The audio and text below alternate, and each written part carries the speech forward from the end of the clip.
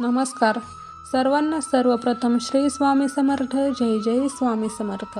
स्वामी भक्तांनो, तुम्हा सर्वांचे आपल्या श्री स्वामी समर्थ या चॅनलमध्ये सहर्ष असे स्वागत आहे.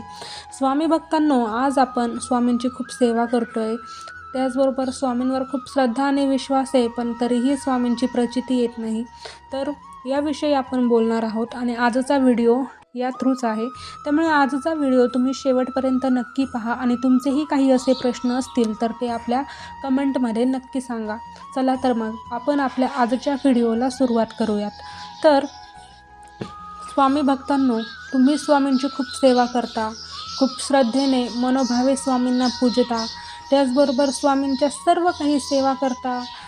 स्वामींवर तुमची दृढ अशी निष्ठा आहे, खूप प्रेम आहे तुमचं स्वामींवर. पण काय होतं की काही वेळेस तुमची एखादी इच्छा असते, तुमची एखादी मनोकामना असते, किंवा तुमचं एखादं काम होत नाही, तुम्हाला एखादी गोष्ट हवी आहे, तर तुम्ही त्यासाठी स्वामींकडे खूप प्रार्थना करता, त्यासाठी तुम्ही सेवाही करता. पण काय होतं की काही वेळेस ते पूर्ण होत नाही, किंवा ते जे तुम्हाला हवं आहे ते मिळतच नाही. अशा वेळी तुम्ही स्वामींवर थोडेसे रागवताही, नाराजही होता आणि कुठेतरी तुमची श्रद्धाही डळमळत असते. तर असं होऊ देऊ नका, ठीक आहे? असं होऊन देऊ नका. फक्त स्वामींवर विश्वास ठेवा. कारण ज्या गोष्टीची तुम्हाला खूप आतुरता असते ना, जी गोष्ट तुम्हाला लगेच हवी असते ना, ती गोष्ट कदाचित त्या गोष्टीसाठी कदाचित वेळ लागू शकतो. कारण स्वामींना माहिती आहे की कोणती गोष्ट तुम्हाला कोणत्या वेळी द्यायची आहे, किंवा ज्या त्या गोष्टीसाठी योग्य वेळ ही येऊ द्यायची असते. आणि स्वामी योग्य वेळी योग्य तेच देत असतात. या गोष्टीवर तुम्ही विश्वास ठेवलाच पाहिजे आणि या गोष्टीवर विश्वास हा प्रत्येक सेवेकऱ्याला ठेवावाच लागतो, ठीक आहे? तर दुसरी गोष्ट म्हणजे स्वामी खूप परीक्षा घेतात. स्वामी खूप साऱ्या परीक्षा घेतात.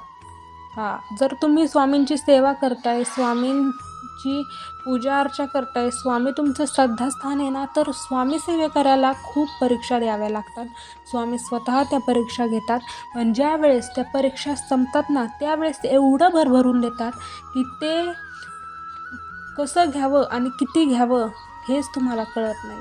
इतकं स्वामी भरभरून देतात आणि त्या देण्याला काहीही मोलतोल नसतो, काहीही माप नसतं. एवढं स्वामी देतात. त्यामुळे कारण स्वामींना कुठेतरी त्या परीक्षा यासाठी घ्यायच्या असतात की त्यांना पाहायचं असतं की तुमचा त्यांच्यावर किती विश्वास आहे. त्या स्वामी जे परीक्षा घेत आहेत, त्या परीक्षेत तुम्ही पास होताय की नाही. आणि एवढ्या परीक्षा स्वामी तुमच्या आयुष्यात देत आहेत, एवढी संकट समस्या जर तुमच्या आयुष्यात येत आहेत, तर त्या संकटात समस्येतही तुम्ही स्वामी सेवेत टिकून राहताय की नाही, स्वामींवर तुमचा विश्वास हा अढळ राहतोय की नाही, हे स्वामी तपासतात, ठीक आहे? त्यामुळे स्वामींवर कितीही संकटे आली, समस्या आली, तरी स्वामींवर विश्वास ठेवा, स्वामींवर श्रद्धा ठेवा, स्वामींची सेवा करा, ठीक आहे? तर तिसरी गोष्ट म्हणजे स्वामींकडे कधीही काही मागू नका.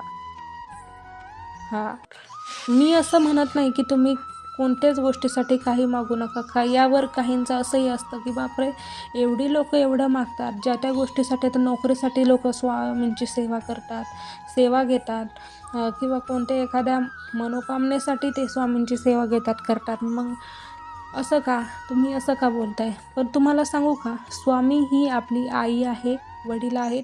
आपल्या मनातलं स्वामींना सगळं काही कळतं. तुम्ही फक्त निस्वार्थ वृत्तीने जेवढी तुम्ही स्वामींची सेवा कराल ना, स्वामींना काहीही मागावं लागणार नाही. तुमच्या मनात जे आहे ते स्वामींना कळतं, त्यांना सांगावं लागत नाही.